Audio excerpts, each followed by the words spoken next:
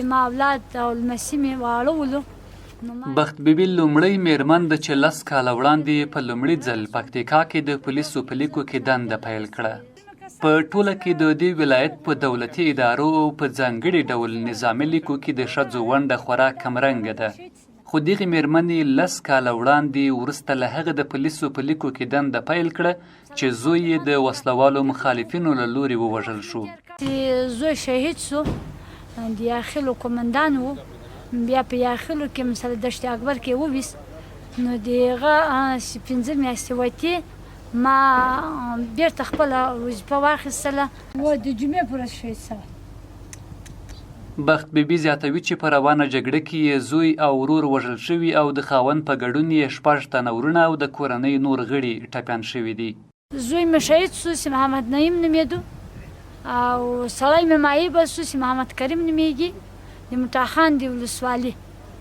او نن مې درېیمه ده چې ورور مې شهید سو، او 6 نفره زه مثلا دل په کور کې زخمیان لرم، د پلار په کور کې.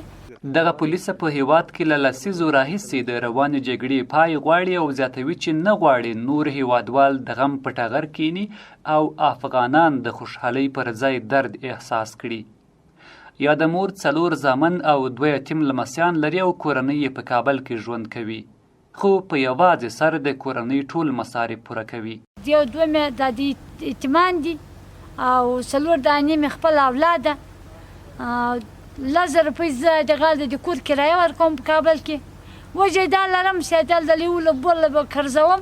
بخت بیبي همدارنګه له دولت غوښتنه کوي چې ستونزو ته یې رسیدګي وکړي، قرباني یې له پامه ونه غورځوي او همکاري ورسره وکړي. تر اوسه مې نه شرطنامه ترلاسه کړې او نه مې ترغنامه ترلاسه کړې، او په کومه بسو کې چې دا اوس زنانه راغلي کار کوي، هغو بسو ته یې مسلماته ویلي چې ته خو حاضره نه وې، موږ ځکه پرېښي.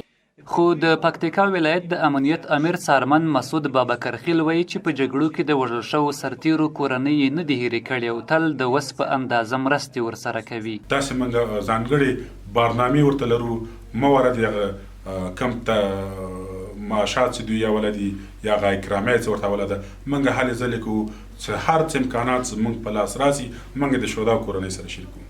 د یادونې وړ دی چې د دغې مېرمنې په څیر په دې ولایت کې ډیری داسې کورنۍ شته چې د دې نظام د پایښت لپاره یې سترې قربانۍ ورکړي، خو افغان دولت ورته لازمه پاملرنه نه ده کړې.